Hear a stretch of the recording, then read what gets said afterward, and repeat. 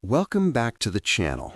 Don't forget to like, share, and subscribe my channel. Today, we will explore how to make professional image isolations. Start by selecting the subject using object selection and refining it in mask overlay mode with careful attention to clean edges and smooth transitions. Zoom in to fix fine details and avoid halos or jagged outlines. Apply the mask and separate the subject onto its own layer, allowing complete freedom for background replacement, retouching, or layout design. Use adjustment layers clipped to the subject to maintain color accuracy and tonal consistency. Optional tips include testing the isolation